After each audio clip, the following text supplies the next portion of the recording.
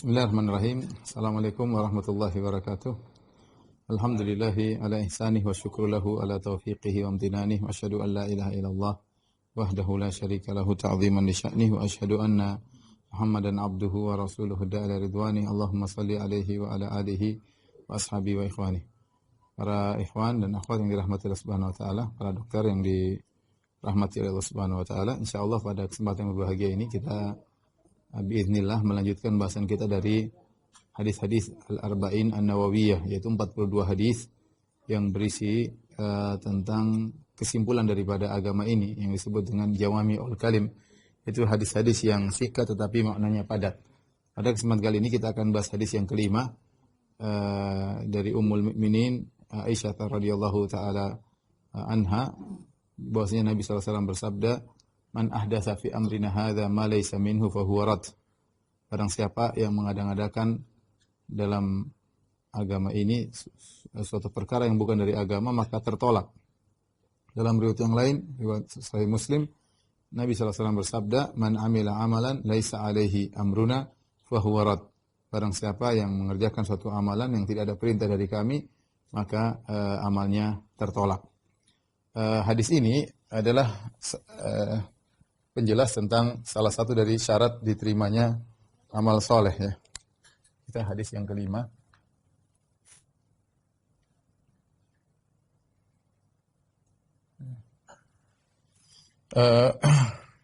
Syarat diterimanya amal, dua syarat diterimanya amal soleh. Ada dua. Yang pertama adalah al-ikhlas, ikhlas kepada Allah, ya, tidak mencari pujian, sanjungan dan pengakuan, ya, ikhlas kepada Allah. Dan ini dalilnya apa? Dalilnya hadis pertama, innamal a'malu binniyat.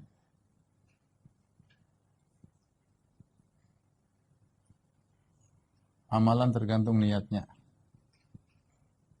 Ini sudah kita bahas, ya, pada pembahasan hadis yang pertama. Yang kedua, bahwasanya amal tersebut harus sesuai syariat. Ya, harus sesuai syariat, ya. Dalam kurung diperintahkan oleh syariat. Bukan diada-adakan. Ya. Adapun dalilnya hadis yang sedang kita bahas, yaitu hadis Aisyah radhiyallahu taala anha, Nabi sallallahu alaihi wasallam bersabda, "Man ahdatsa fi amrina hadza ma laisa minhu fahuwa raddun."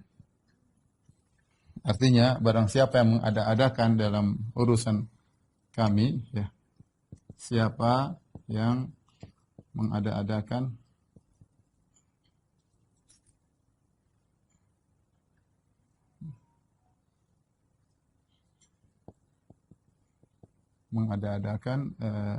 pada urusan kami, yaitu agama, ya.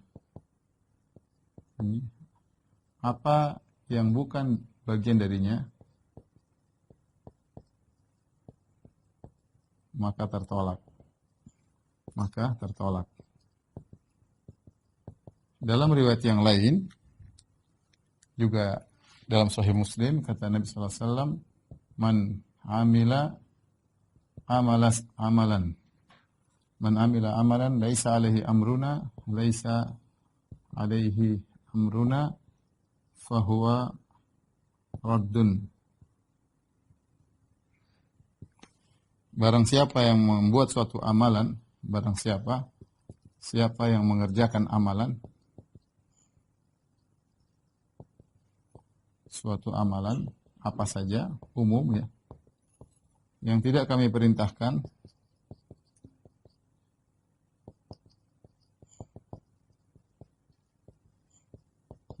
maka tertolak.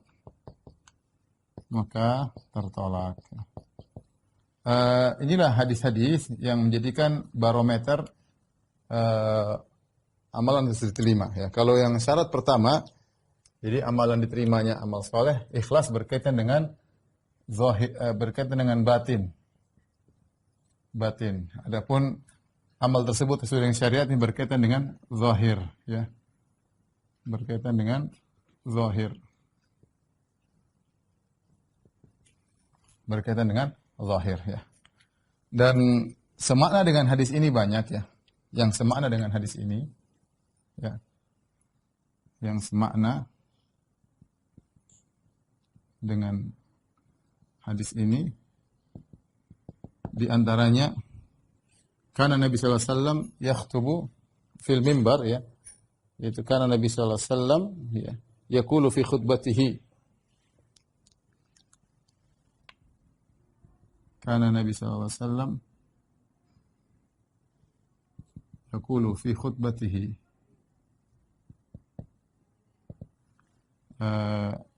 Bahwasanya Nabi sallallahu alaihi wasallam berkata dalam khutbahnya, fa inna asdaqal hadithi kitabullah wa khairul huda huda Muhammadin sallallahu alaihi wasallam wa syarrul umuri muhdatsatuha wa kullu bid'atin dhalalah. Dalam lafal hadis yang lain adalah Nabi SAW berkata dalam khutbahnya. Kalau Nabi SAW berkhutbah, dia selalu buka dengan lafal ini. Fa inna asdaqal hadithi kitabullah. Sebaik-baik perkataan adalah firman Allah Subhanahu wa taala, Al-Qur'an. Wa khairul huda huda Muhammad. Sebaik-baik petunjuk Rasulullah SAW. Wa syarrul umuri muhdatsatuha. Seburuk-buruk urusan dalam agama adalah perkara-perkara yang baru. Wa kullu bid'atin dhalalah, dan seluruh bid'ah adalah sesat. Ya.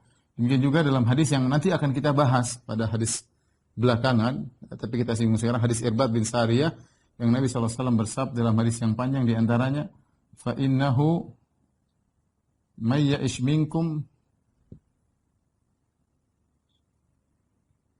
fasayara ikhtilafan katsira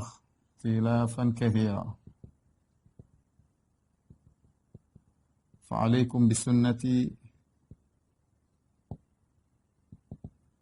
wa sunnati al-khulafa ar-rasyidin min ba'di. Kemudian wa iyyakum wa muhdatsatil umur addu 'alaiha bin nawajid. Kemudian kata Nabi sallallahu alaihi wasallam, wa iyyakum wa muhdatsatil umur.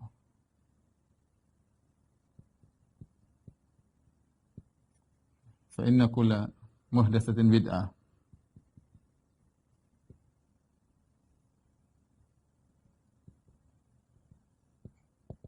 Wa kullu bid'atin dhalalah, kullu dhalatin finnar. Kata Nabi SAW, barang siapa yang hidup di antara kalian setelahku, dia akan melihat banyak perselisihan, itu perselisihan dalam masalah agama. Apa jalan keluarnya kalau banyak perselisihan? Fa alaikum bisunnati, hendaknya kalian berpegang teguh dengan sunnahku, wa sunnatil khulafa'ir rasyidin, berpegang teguh dengan sunnah para sahabatku khulafa'ir rasyidin yang setelahku. Addu 'alaiha bin nawajid, gigitlah dengan geraham kalian.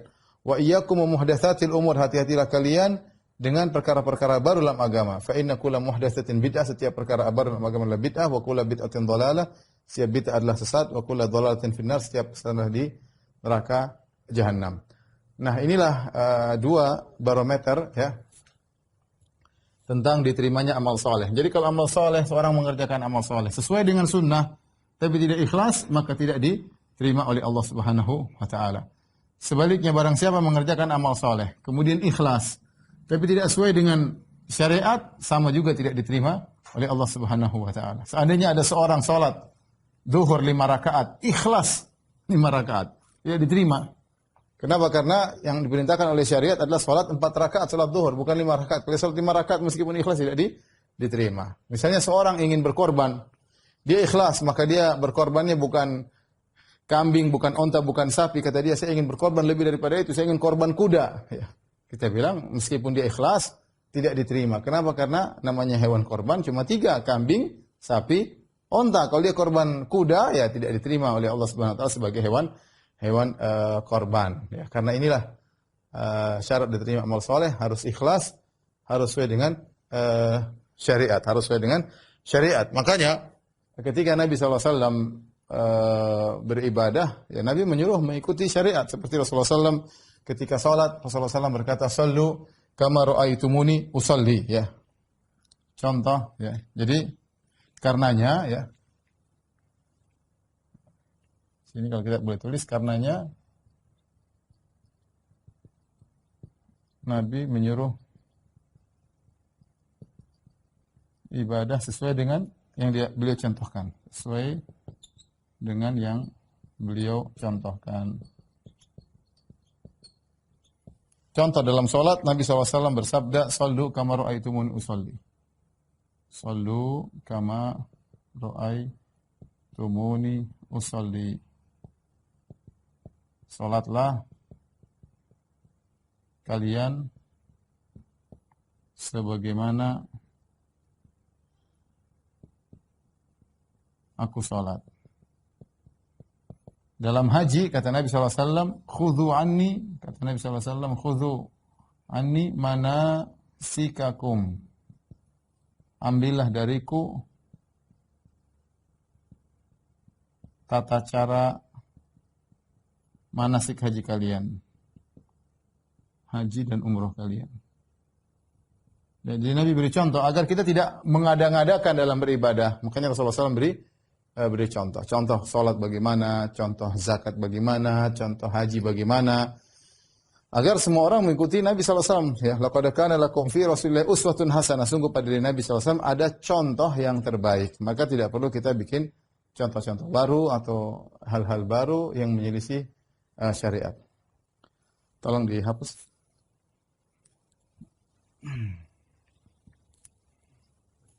Hadis ini memberi peringatan terhadap praktek-praktek baru yang salah dalam beribadah. Apalagi Nabi mengatakan, "Fa innahu may ya'ish minkum fa sayara ikhtilafan katsira." Sungguh siapa yang hidup setelahku akan melihat banyak perselisihan. Perselisihan dalam masalah agama, ya.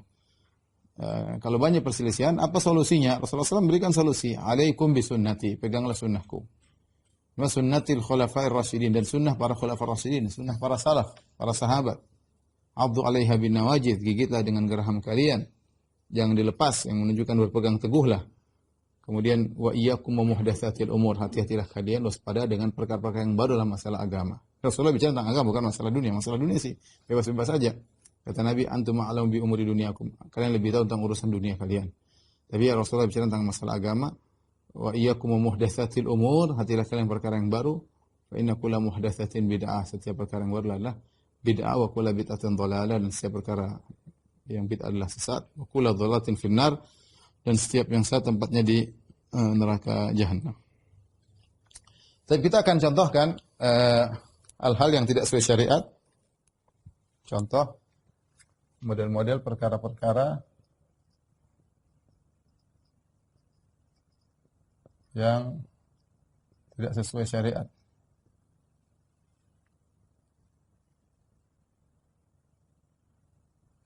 Yang tidak diperintahkan oleh syariat.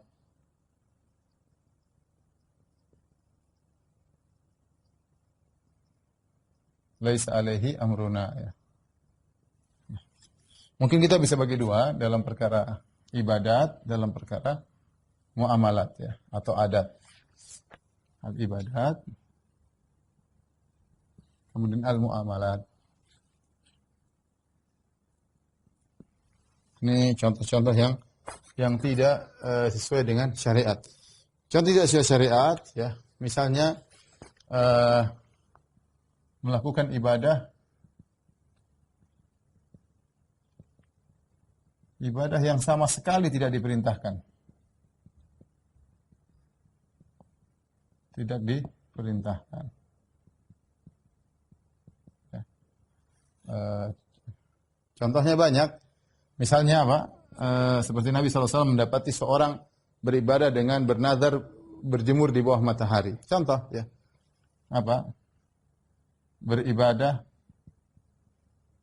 dengan menjemur diri di bawah matahari.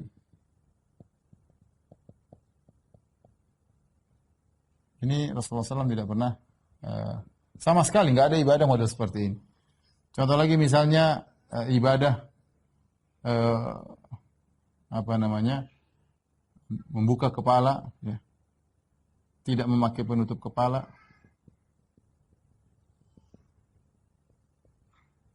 Tutup kepala di luar haji dan umrah.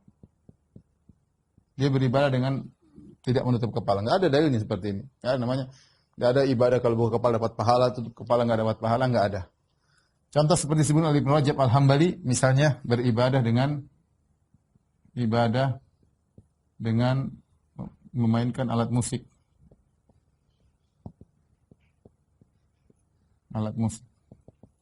Atau ibadah dengan joget-joget. Dengan raqs, yaitu joget-joget. Subhanallah. Saya dulu berpikir, nggak ada orang ibadah joget-joget, ya. Alat musik dari dulu sudah ada. Musik dari dulu ada namanya nada dan dakwah dan yang lainnya. Dan ini adalah tasabuh dengan orang-orang Nasara. Padahal kita tahu bahwasanya alat-alat musik hukumnya adalah haram dengan ijma' para ulama. Tapi sekarang dijadikan ibadah, ya. Yang lebih parah zaman sekarang ibadah dengan joget. Sebagian orang sufi dan di YouTube banyak sekali orang joget-joget, bersalawat sambil joget-joget, macam-macam. Aduh, mengerikan deh. Ini tidak ada contohnya dari Nabi Shallallahu Alaihi Wasallam. Ya. Kalau dulu Nabi ibadahnya joget-joget gitu, jadi bahan tertawaan sama Abu Jahal dan Abu Lahab, ya. Tidak ada ibadah seperti itu. Rasulullah SAW tidak pernah beribadah, ya, seperti itu, ya. Jadi ini contoh ibadat yang tidak diterima oleh Allah Subhanahu Wa Taala, ya. Melakukan ibadah yang sama sekali tidak diperintahkan, ya. Contohnya lagi, misalnya melakukan ibadah yang dilarang secara khusus. Dilarang secara khusus. Melakukan ibadah dilarang secara khusus, contohnya seperti apa? Contohnya puasa di hari raya. Rasulullah SAW larang. Puasa hari raya nggak boleh. Rasul ada larangan khusus, tidak boleh puasa hari raya. Kemudian dekat puasa hari raya. Contohnya lagi, misalnya sholat di waktu terlarang, nekat, ya. Rasulullah SAW mengatakan, la sholata ba'dal asri hatta taghiba syamsu, wa la sholata ba'dal fajri hatta tartafi'a syams. Tidak ada sholat setelah asar sampai terbenam matahari, dan tidak ada sholat sejak sholat subuh sampai terbit matahari. Kemudian dia nekat sholat sunnah. Habis sholat asar, sholat sunnah terus 2 rakaat. Dan ini tidak boleh, ini melanggar. Dan ini banyak dilakukan oleh jamaah haji, jamaah umrah di Masjid Nabawi. Mereka nggak tahu karena kejahilan. Jadi ingin semangat sholat ba'diyah sampai 2 rakaat, 4 rakaat setelah sholat asar, atau setelah sholat subuh kemudian sholat ba'diyah. Ini nggak boleh karena dilarang secara khusus oleh Nabi SAW, dilarang. Maka jangan dilakukan. Dan ini tidak diterima oleh Allah Subhanahu Wa Taala, ya. Kemudian ada yang model berikutnya, asal ibadahnya disyariatkan,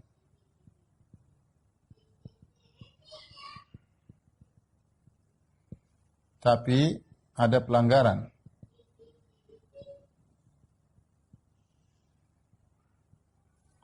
Dan ini bisa kita bagi dua, ya. Pelanggaran yang menjadikan ibadah tersebut tidak diterima,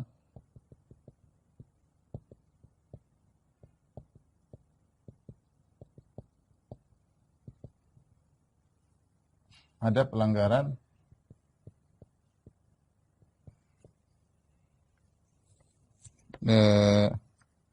yang hanya mengurangi tapi masih sah. Ya. Contoh dalam hal ini misalnya apa? Jadi asal ibadahnya disyarat tapi ada pelanggaran. Contoh misalnya sholat. Ya, sholat tapi dengan pakaian najis misalnya.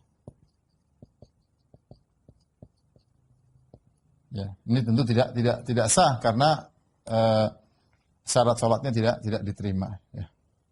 Salat zuhur misalnya 5 rakaat. Ya, tidak diterima salat zuhur 4 rakaat. Nah, misalnya lagi salat ya, tapi lupa mandi junub. Ini semua salatnya tidak diterima oleh Allah Subhanahu. Salatnya disyariatkan, tapi karena dikerjakan yang pelanggaran tersebut berkaitan dengan syarat dan rukun, ya. Jadi pelanggaran bagaimana yang dia tidak diterima, yaitu yang berkaitan dengan syarat atau rukun salat. Ini yang menyebabkan salatnya tidak diterima. Adapun pelanggaran yang hanya mengurangi tapi masih sah, contoh ya misalnya salat dalam kondisi isbal misalnya ya, mata kaki celana di bawah mata kaki ya. Celana atau sarung di bawah mata kaki.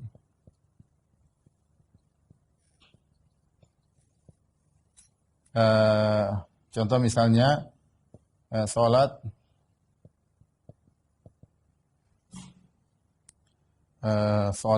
tidak berjamaah di masjid.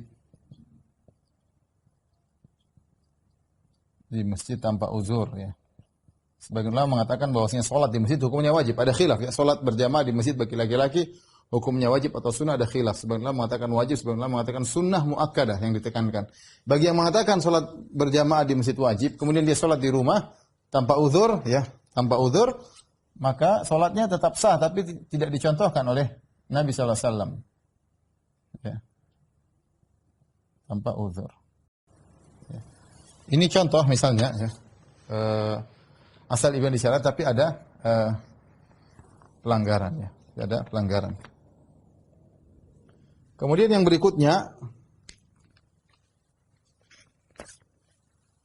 ya. Misalnya asal ibadah ada tapi dimodifikasi. Ini yang bid'ah. Inilah yang bid'ah. Ya. Inilah yang bid'ah. Jadi ini banyak sekali contohnya. Contoh apa? Misalnya Imam Nawawi mengatakan salat ya raghaib. Raghaib itu adalah salat 12 rakaat di malam Jumat pertama bulan Rajab kalau tidak salah. Ya, kalau tidak salah ya. Artinya salat 12 rakaat, kalau itu berapa saya lupa, nanti bisa dicek ya. Rakaat ba'da maghrib pada malam Jumat pertama sama bulan Rajab. Ya. Ini salat bid'ah, nggak ada contohnya sama sekali ya. Salatnya iya, salat sunnah seakan-akan seperti salat ba'diyah. Tapi dimodifikasi dibuat nama salat raghaib, tidak ada contohnya sama sekali. Contohnya salat malam nisfu Sya'ban. Malam nisfu Sya'ban 100 rakaat. Ini juga diingatkan oleh Imam Nawawi. 100 rakaat. Ini juga bid'ah. Ya, tidak ada contohnya oleh Nabi dan para sahabat, ya, tidak ada contohnya. Adapun seorang di malam nisfu Sya'ban salat lail seperti biasanya enggak ada masalah. Itu baik, tapi sengaja membuat salat namanya salat nisfu Sya'ban 100 rakaat, maka ini tidak ada contohnya ya. Contoh bikin salat ya, salat malam malam Arafah ya. Mereka sengaja bikin salat malam Arafah rame-rame, dan ini dilakukan oleh sebagian jemaah haji. Ini pun tidak ada contohnya, contohnya. Dan ini bahasanya tentu sangat banyak berkaitan dengan salat, berkaitan dengan zikir. Nanti insya Allah kita akan bahas pada, kalau tidak salah, hadis ke-28. Kita akan bahas secara panjang lebar. Tapi sementara saya ingin menyampaikan secara sekilas aja ya. Ini akan kita tunda pembahasannya. Tunda pada hadis ya, nomor 28 kalau tidak salah. Coba saya lihat dulu. Hadis Irbad bin Sariyah.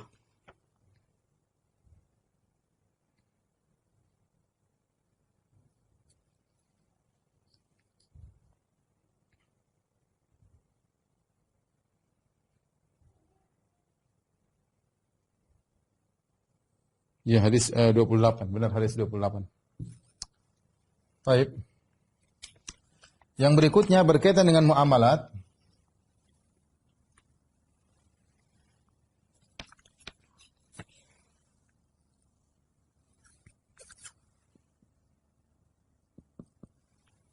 Yang tidak diperintahkan, ya.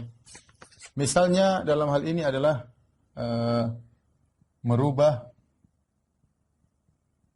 hukum hudud, ya. Disebut oleh Ibnu Rajab Al-Hambali. Contoh hukum had zina diganti dengan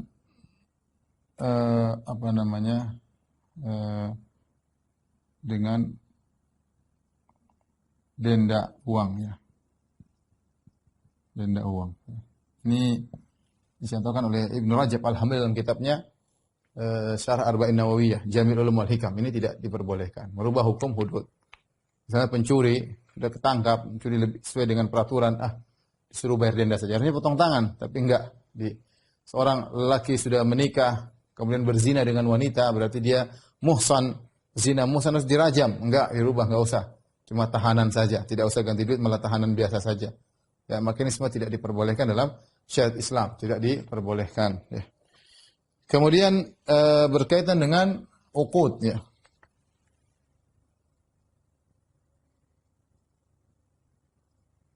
Dengan akad-akad atau transaksi-transaksi.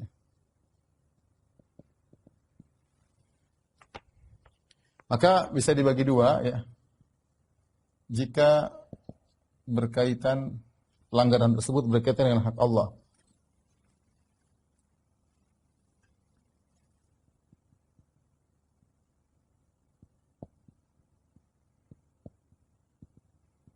Berkaitan dengan hak Allah.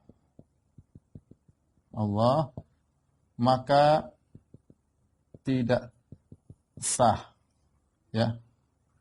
Contoh berkaitan dengan hak Allah tidak sah. Contoh akad riba.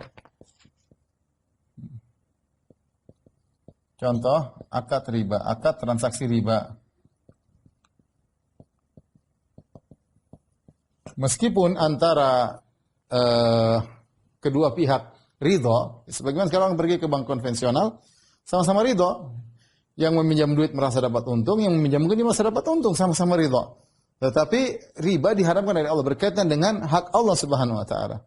Maka meskipun ridho, semuanya tidak diperbolehkan. Seperti akad zina sama, ya. Contoh misalnya akad zina. Sama-sama ridho, tetap saja bayar berapaan zina tetap tidak diperbolehkan, ya. Contohnya nikah di antara mahram. Ini tetap saja tidak diperbolehkan. Di antara mahram atau hal yang diharamkan nikah, misalnya menikah adik kakak beradik, perempuan kakak beradik secara sekaligus. Meskipun ridho, sama-sama ridho, tetap tidak boleh karena ini Allah melarang, ini berkaitan dengan hak Allah Subhanahu wa taala. Sama menikahi wanita dalam kondisi masih dalam masa iddah tidak sah. Tidak sah, ya, karena ini tidak bertentangan pelanggaran. Ya, model-model pelanggaran tidak sesuai dengan syariat. Ini berkaitan dengan hak Allah. Allah melarang tidak boleh menikah wanita di masa iddah, ya.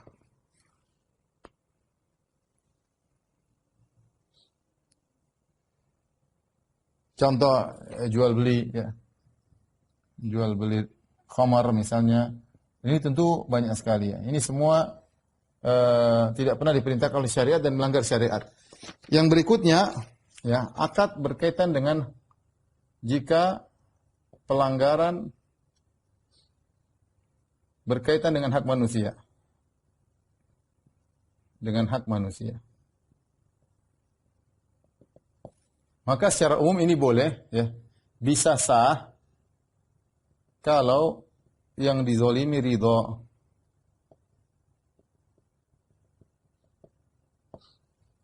Contoh, misalnya contoh bai'un najas ya, an-najas, an-najas. An-najas itu adalah seorang berjualan, kemudian satu provokator, temannya sendiri. Oh ini barang bagus, ini barang murah. Ternyata dia sudah kerjasama, dia pura-pura beli, sehingga orang yang di sekitarnya terpengaruh, disangka itu barang mewah, ikut beli. Ternyata setelah pulang sadar ternyata ini barang tidak benar, tidak sesuai dengan yang dikatakan sama orang-orang ketika itu. Maka bagaimana hukumnya? Kata para ulama, hukumnya kalau yang dizalimi merasa ridho, sah. Kalau enggak sah, kalau tidak ridho, maka batal. Karena dia tidak berkaitan dengan hak Allah secara langsung, dia paling utama berkaitan dengan hak manusia karena dia dizalimi. Ini contoh. Bai'un najas. Jadi caranya gimana? Kata Rasulullah SAW, la tanajasu, jangan kalian melakukan najas. Itu seorang jual barang, kemudian ada yang memprovokasi. Seakan-akan barang ini mahal, seakan barang mewah, dan termasuk najas kalau zaman sekarang, iklan-iklan yang bohong. Iklan yang bohong, misalnya kasih testimoni, padahal bohong misalnya. Oh ini begini gini. Aduh rambut saya setelah pakai sampo ini rambut saya menjadi terurai hitam dan indah mengkilat dan macam-macam. Padahal bohong, padahal dia perawatan di salon misalnya. Ini cuma bohong-bohongan. Ini nggak boleh, ini termasuk najas. Seandainya seorang beli ternyata tidak sesuai dengan apa yang dikatakan, dia boleh kembalikan, dia boleh batalkan. Nah, dia boleh batalkan. Contohnya lagi bai'ul musarrat, ini bai'un najas ya. Ada namanya bai'ul musarrat. Apa bai'ul musarrat? Musarrat itu bai'ul musarrat itu adalah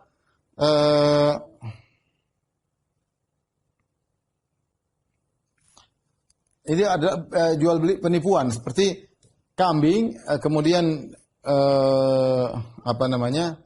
susu kambing tersebut diikat atau diapain sehingga kelihatan susunya banyak. Ada caranya lah, entah diikat tadi apa sehingga orang ketika membeli kambing ini melihat susunya gede, dipikir susunya bakalan banyak kalau diperah. Ternyata ditipu.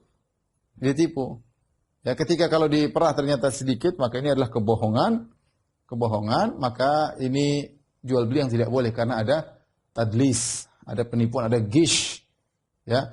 Maka boleh dia kembalikan, boleh kalau dia ridho tidak apa-apa. Contoh seperti orang jual sapi, sapinya diisi dengan selang diisi air banyak ya. Jadi kalau ditimbang berat. Harusnya sapinya 900 kilo jadi 1100 air 200 liter diisi dalam badannya. Dan itu dilakukan oleh sebagian orang. Dibeli sama orang ditimbang 1 ton misalnya 100 liter 100 kilo ternyata dari air yang dimasukin dipaksa oleh sapi tersebut. Setelah disembelih ternyata dagingnya penuh dengan air, dia merasa tertipu, ya. Apa yang dilakukan? Maka dia berhak untuk membatalkan karena dia ditipu. Tetapi apakah bisa sah? Jawabannya boleh sah kalau dia ridho atau dia datang kepada orangnya, kamu nipu saya minta ganti rugi. Kalau dia kasih ganti rugi dan dia ridho, sah. Lain halnya dengan riba, kalau riba tidak boleh sah meskipun sama-sama ridho, nggak ada sah. Ya. Karena ini transaksi yang diharamkan berkaitan dengan hak Allah Subhanahu wa taala. Itu contoh ya.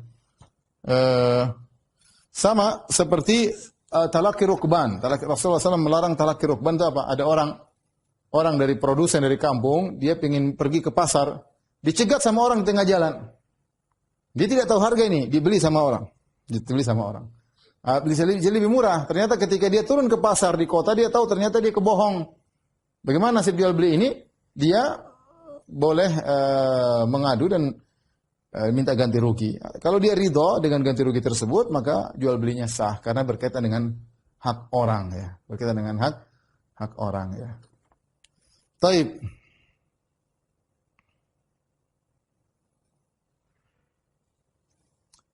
Banyak contoh-contoh seperti ini. Seperti tidak adil kasih anak-anak, tidak adil dalam memberi hadiah. Memberi hadiah kepada anak-anak. Misalnya, seorang punya anak 5. Kemudian yang 3 dibelikan rumah, yang 2 nggak dibelikan rumah. Atau 3 dibelikan mobil, 2 tidak dibelikan mobil. Bagaimana hukumnya? Ini menurut pendapat yang benar, ini hadiah tidak sah. Hadiah kan muamalah. Sama jual beli adalah muamalah, pinjam meminjam muamalah, hadiah juga muamalah. Ketika seorang ayah atau ibu tidak adil dalam memberi hadiah, maka hadiahnya tidak sah. Dalilnya apa? Dalilnya sahabat Bashir, bapaknya Nu'man. Bashir kasih hadiah kepada anaknya Nu'man. Kemudian ibunya, dia punya istri lebih dari satu, dari mungkin istri yang lain punya anak-anak yang lain, dia punya anak dari istri yang lain namanya Nu'man, maka dia kasih hadiah kepada Nu'man. Setelah itu Bashir datang kepada kata istrinya, kamu minta kepada Nabi, minta persaksian Nabi sallallahu alaihi wasallam. Maka dia datang kepada Nabi, dia mengatakan, "Ya Rasulullah, aku telah memberi hadiah kepada anakku Nu'man. Dan fa'ashhidni, minta kau jadi saksi." Kata Nabi sallallahu alaihi wasallam, "Akulla waladika nahaltahu misla ma nahalta Nu'man?" Apakah semua anak-anakmu sudah aku kasih hadiah seperti kau kasih hadiah kepada Nu'man? Kata Bashir, "Tidak ya Rasulullah." Kata Nabi, "Idzan la ushidu alal jawr." Kalau gitu, aku tidak akan menjadi saksi karena kezaliman. Kata para ulama, ini hadiah tidak sah. Kenapa? Karena tidak adil. Tidak adil. Ya. Tetapi seandainya yang lain ridho, tidak jadi masalah. Mereka sudah kaya-kaya misalnya yang lain, udah kasih aja, maka tidak apa-apa. Asalnya orang tua tidak boleh kasih hadiah kepada sebagian anak yang lain tidak dikasih, tidak boleh, hukumnya haram. Karena mendolimi anak yang lain. Tapi kalau anak yang lain ridho, itu hak mereka, kan hak mereka yang jatuh. Kalau mereka ridho nggak ada masalah. Nggak ada masalah ya. Ini contoh beberapa akad-akad ya, yang dalam muamalat yang tidak sesuai dengan syariat. Tentunya ada hal-hal yang banyak diperselisihkan oleh para ulama ya tentang muamalah yang tidak sesuai dengan syariat, apakah jatuh atau tidak ya. Sebagai contoh, ikhwan dan akhwat yang dirahmati Allah Subhanahu wa taala, seperti contoh yang diperselisihkan oleh para ulama, misalnya talak wanita haid. Wanita yang sedang haid ditalak oleh suaminya. Apakah talaknya jatuh atau tidak? Ini khilaf di kalangan para ulama. Jumhur ulama mengatakan talaknya jatuh. Benar, dia melanggar syariat. Karena syariat melarang lelaki menalak istrinya dalam kondisi sedang haid. Hukumnya haram, tidak boleh. Allah mengatakan, "Ya ayuhan nabi, idza talaqtumun nisaa fatalliquhunna liiddatihinna wa ahsul iddah." Wahai Nabi, kalau kau ingin menjatuhkan talak, maka cari waktunya yang tepat. Yaitu kapan? Hanya boleh mentalak seorang wanita kalau dia dalam kondisi suci dan belum dia gauli. Jadi tidak boleh dalam kondisi haid kita menceraikan istri. Istri kita harus dalam kondisi suci dan belum kita gauli. Itu baru talak yang benar.